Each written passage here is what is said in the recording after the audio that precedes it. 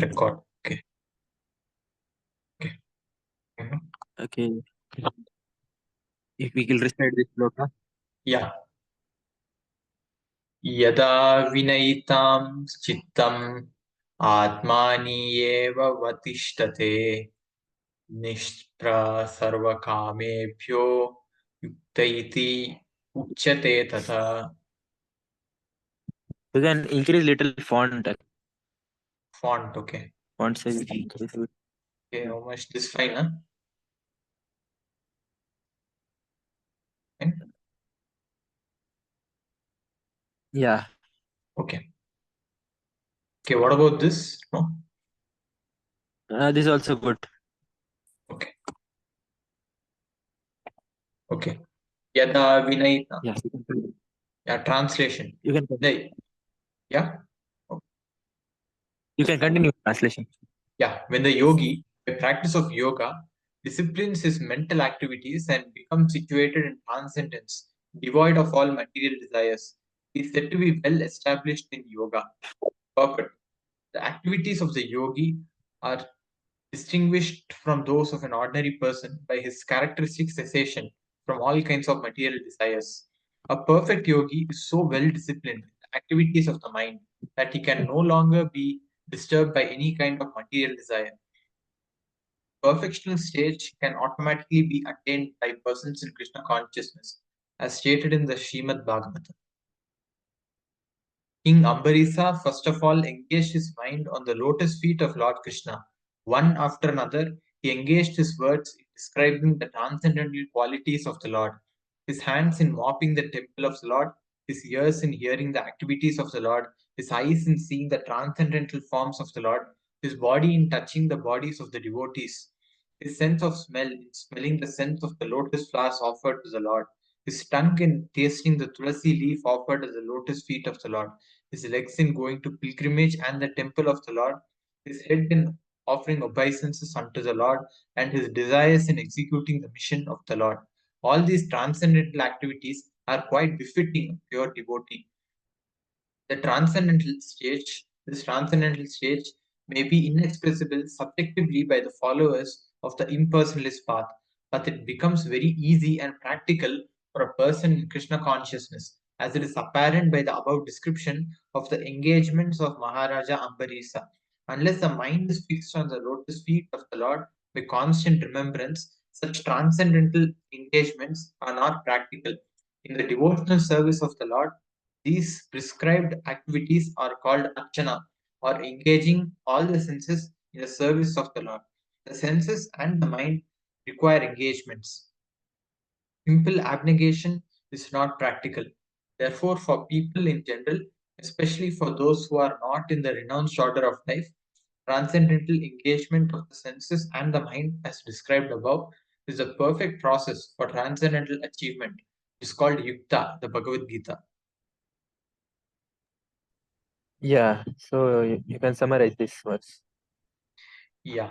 So this verse says that a yogi should discipline his mental activities and become situated in transcendence. So when a yogi becomes devoid of all material desires, he is well established in yoga. So these material desires, uh, or yeah, so the activity of the yogi are distinguished from those of an ordinary person by ceasing all the material activities, and they have given example of King Ambarisa. So Ambarisa engages all his senses unto the Lord, and so he is devoid of all material activities in some sense. So that is Yeah. how So he. Amrish Maharaj was the one. Yeah. Amrish Maharaj was the only one who engaged all his senses, Mhm. and he was practicing all the limbs of bhaktis. Okay. So whatever it may be, Sravanam, Kirtanam, Smaranam, Vandanam, Dasyam, Atmanivedam, Nivedanam. Then we have such 9 limbs. So he was practicing all those 9 limbs of bhakti. He was engaging all his senses uh, into the service of Lord. So by that he was always aloof from the Maya. So as it is said that in the translation itself, devoid of material desires, he is said to be well established in yoga. Okay. So he has no material desires and he was well established in yoga. Mhm. So here in the second line itself, it is said that amongst all kinds of material desire, the sex is the chief. So living entities running after sex life. That is the reason, and because that is the chief material desire each and everybody wants. Even in office spaces, we see uh, some boys discussing about those things only. So that is due to their uh, Real desires. desires only. Yeah.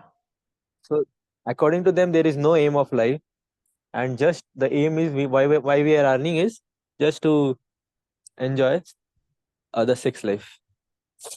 Mhm. And then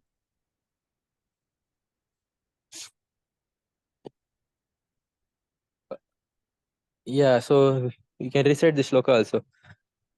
Savaimana Krishna Padaravindyor Vachamsi Vaikuntha Gunanuvarnane Karau Harer Mandira Marjanadishu Shrutim Chakara Achyuta Sat Kathodaya Mukunda लिङ्गालया दर्शने दृश्यु तद्भृत्यगात्र स्पर्शेन सङ्गमं घ्राणं च तत्पाद सरोजसौरभे श्रीमत्तुलस्य रसनं तदर्पिते पादौ क्षेत्रपदानुसर्पणे शिरो ऋषिकेशपदाभिवन्दने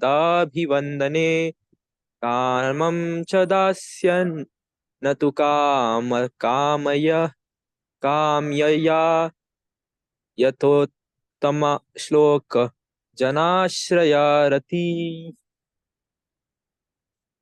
So that big verse means that Amrit Maharaj engaged all his senses and he has no desire other than serving the Lord. Okay. Yes, you can move to the next verse then. Yeah. Click on the next. Okay. 6.9.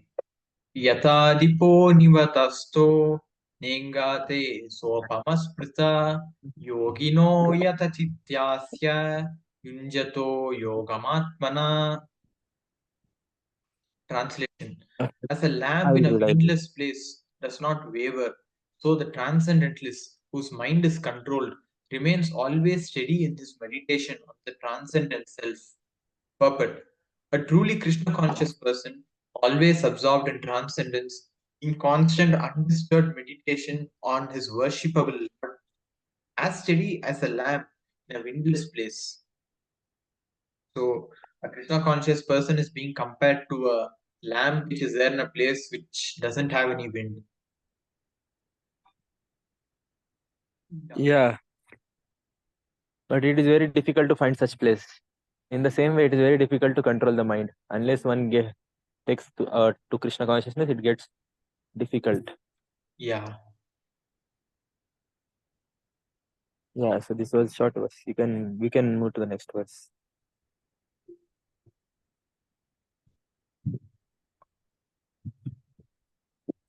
I'll read this.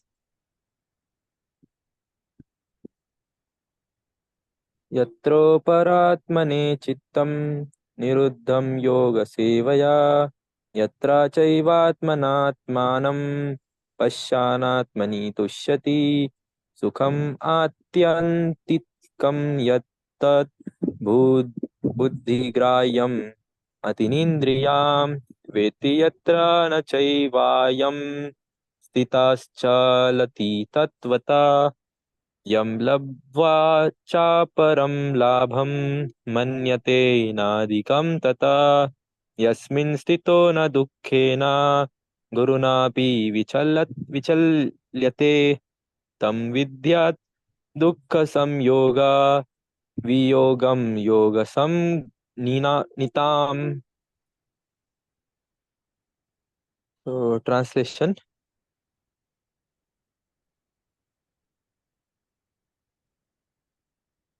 In the stage of perfection called trance or samadhi, one's mind is completely restrained from material mental activities by practice of yoga. This perfection is characterized by one's ability to see the self by the pure mind and relish and rejoice in the self. In that joyous state, one is situated in boundless transcendental happiness, realized through transcendental senses. Established thus, one never departs from the truth, and upon gaining this, he thinks there is no greater gain. Being situated in such a position, one is never shaken, even in the midst of greatest difficulty. This indeed is actual freedom from all miseries arising from material contact. Purport. By practice of yoga, one becomes gradually detached from material concepts. This is primary characteristics of the yoga principle.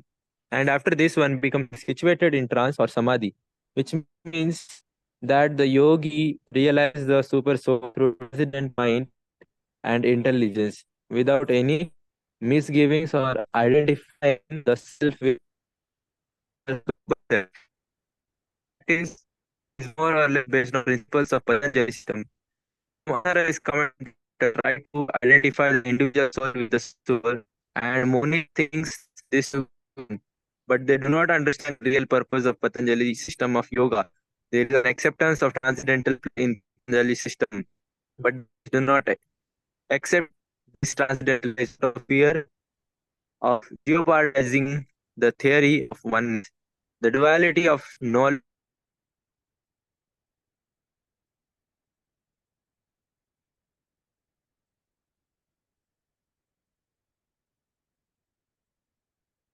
You're not audible, I think. Yeah.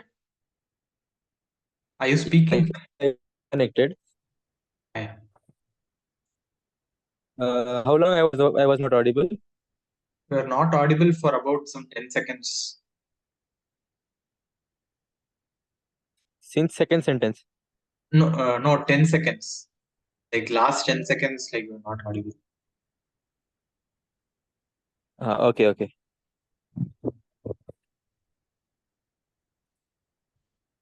Okay, wait, I'll open my app. So, yeah, the duality of knowledge and knower is not accepted by non-dualist.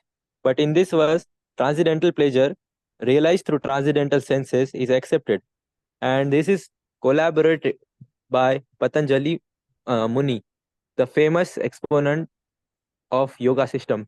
The great sage declares in his Yoga Sutra 3.34, Purushartha shunyanam गुणनाम प्रति प्रस्वाह कैवल्यम स्वरूप प्रतिष्ठा वाचिति शक्तिर इति. The chiti shakti or internal potency is transcendental. Purushartha means material religiosity, economic development, sense gratification, and at the end attempt to become one with the supreme. So dharma, artha, kama, moksha. That is the oneness with the supreme is called kaivalyam by the monist. But according to Patanjali, this kaivalyam is an internal or transcendental potency by which the living entity becomes aware of his constitutional position. In the in the words of Lord Chaitanya, this state of affair is called Cheto Darpana Marjanam, or clearance of the impure mirror of the mind. This clearance is actually liberation, or Bhavamahadavagni Nirvapanam. The theory of nirvana or preliminary corresponds with this principle. In the Bhagavatam 2.10.6, this is called Swarupena Vyavasthiti. The Bhagavad Gita also confirms the situation in this verse. After nirvana or material cessation, there is manifestation of spiritual activities or devotional service to the Lord, known as Krishna consciousness. In the words of Bhagavatam, Swarupena Vyavasthiti, this is the real life of the living entity. Maya or illusion is condition of spiritual life contaminated by material infection. Liberation from this material infection does not mean destruction of original eternal position of the living entity. Patanjali also accepts this by his words Kaivalyam Swarupa Pratishtha Va Chiti Shakti Iti. This Chiti Shakti or transcendental pleasure is real life. This is confirmed in Vedanta Sutra 1.1.12 as Anandamaya Bhashyat. This natural transcendental pleasure is ultimate goal of yoga and is easily achieved by execution of devotional service or bhakti yoga. Bhakti yoga will be vividly described in the 17th chapter of Bhagavad Gita. 7, sorry. Yeah. In the yoga system, as described in this chapter, there are two kinds of samadhi called Samprajnata Samadhi and Asampragyat Samadhi. When one becomes situated in the transcendental position by various philosophical researchers, he is said to have achieved Sampragyata Samadhi. In the Asampragyata Samadhi, there is no longer any connection with mundane pleasures. For one is then transcendental to all sort of happiness derived from the senses. When yogi is once situated in transcendental position, he is never shaken from it.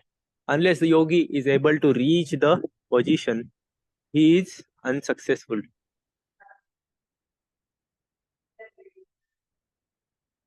A yoga indulging in sex and intoxication is mockery.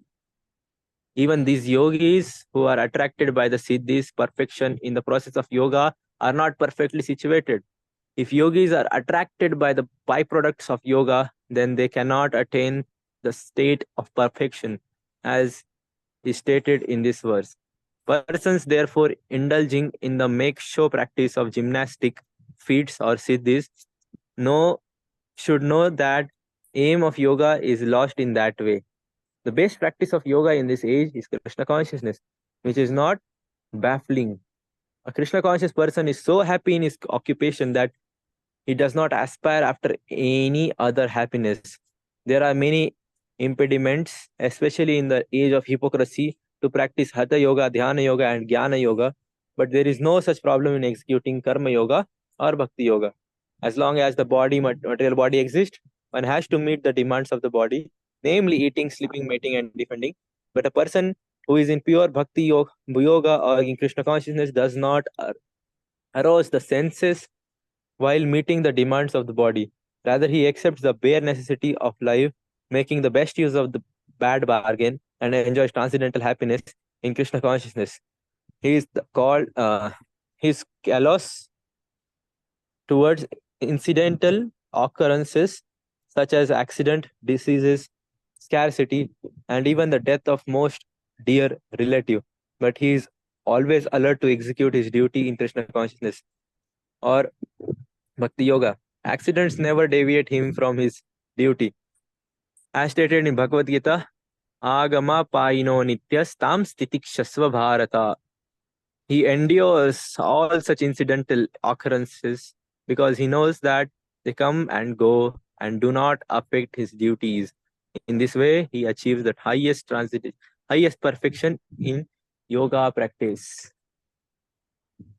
So this was quite long verse. Yeah. So yeah. It says that I'll read translation once again. In the stage of perfection called samadhi, one's mind is completely restrained from material, mental activities by practice of yoga. The perfection is characterized by one's ability to see self by pure mind and to relish the rejoice in the self. In that joy state, one is situated in boundless transcendental happiness, realized through transcendental senses, established thus, one never departs from truth. Upon gaining this, he thinks there is no greater gain. Being situated in such a position, one is never shaken even in the midst of greatest difficulty, this indeed is actual freedom from all miseries arising from material contact. So various points are being shared by Prabhupada. Yeah, so there is a stage of perfection called trance or samadhi. So it is, I think, stated in the first para. So by practice of yoga, we become detached from material concepts and become situated in trance called samadhi. So which means that the yogi realizes the super soul.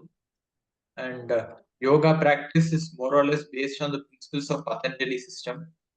And there is something called Chit Shakti, which is transcendental.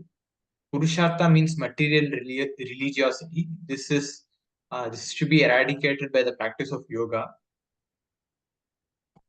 And then Nirvana is, after Nirvana, there is manifestation of spiritual activities. And there are also two kinds of samadhi called Samprajna Samadhi and Asamprajna Samadhi. So when one becomes situated in Asampragnata Samadhi, there is no longer any connection with mundane pleasure, that is material pleasure. And then they attain byproducts called siddhis. But yoga practice shouldn't be done for these siddhis.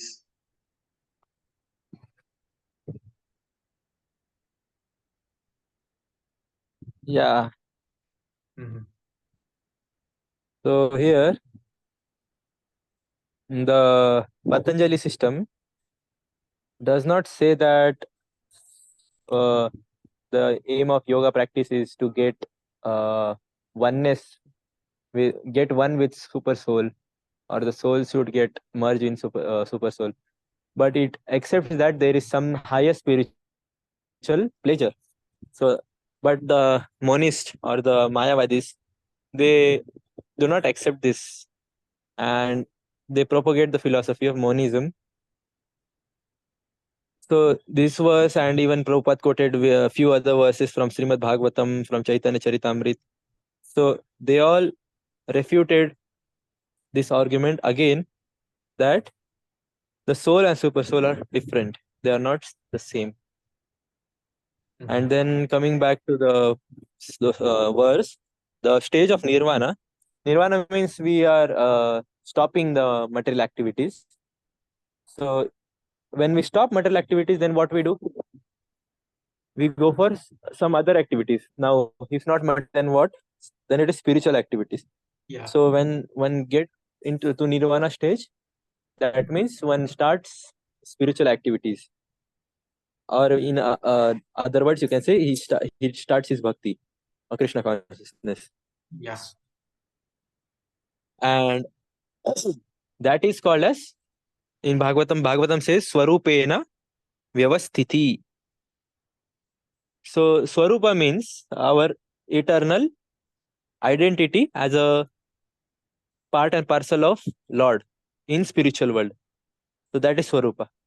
Now it depends what Swarupa one has. One can have a Swarupa of a servant of Lord, a sweeper in the house of Lord. It can be animal as well. It can be a tree. It can be his friends. So if one is in Vatsalabha, it can be a motherly gopi. So whatever it can be anything. So that is Swarupa. And that realization comes after constant practice of Krishna consciousness for years together. And the Swarupa is slowly revealed by Krishna himself to pure devotees, because they are completely cleaned. Cheto Darpan Marjanam has been happened. So they can see the truth as it is.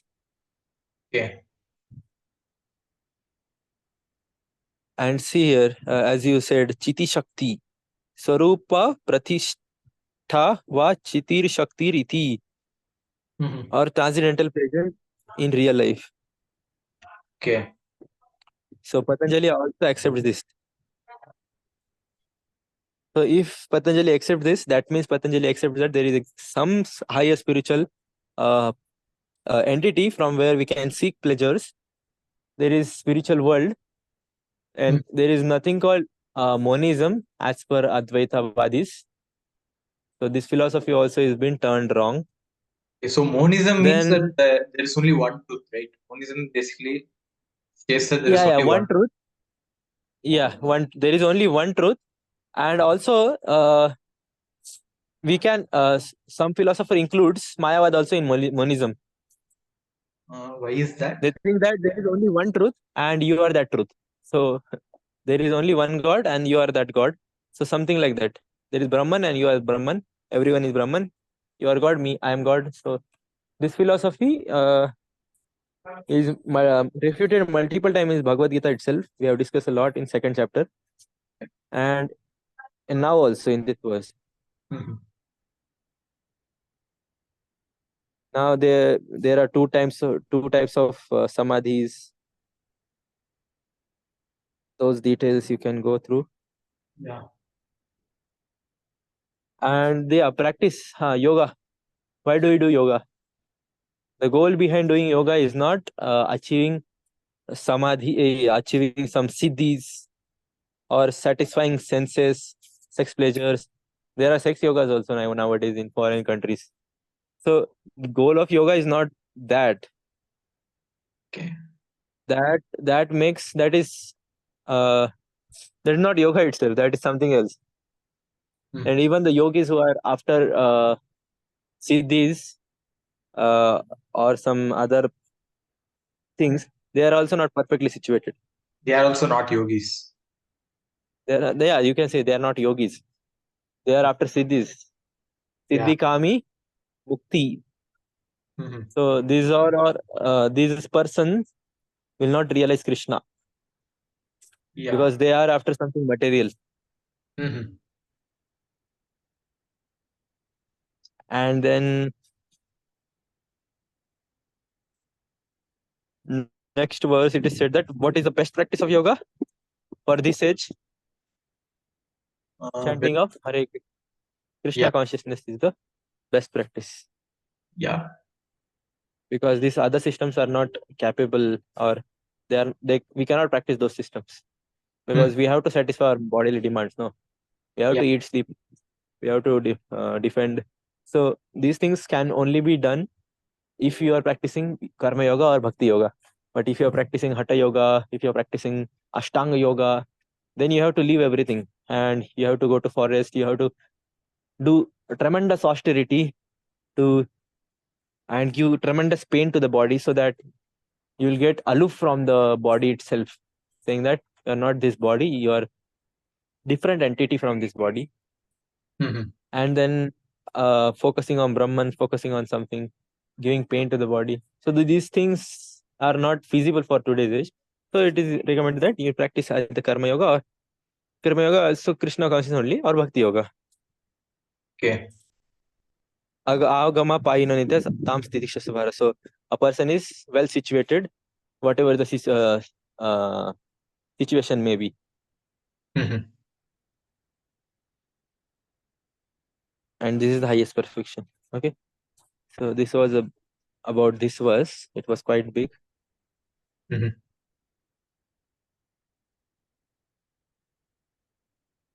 Was that clear?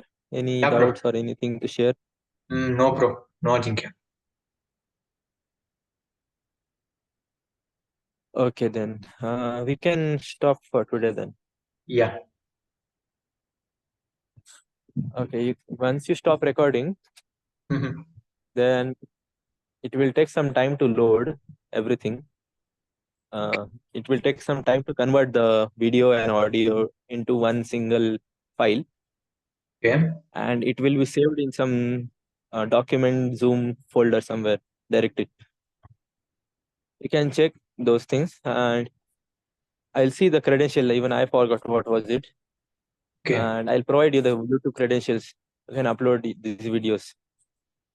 You need not Because some provide people, the credentials. You can go to YouTube Data API and you can generate some OAuth token which only allows to upload like that. oh, okay, I can do that. Yeah, go. You just search Google YouTube Data API if you want to upload Yeah, data yeah, to your I'll do that. channel. You can share only I'll a do token that. has specific permissions. Yeah, sure. So you can upload these videos. I have limited Wi-Fi. Some people were asking for videos, so we'll record it and upload. Okay, thank you. Okay, then we'll meet tomorrow. You can chant. Mhm. Yeah, Okay, Hare Krishna. Hare Krishna.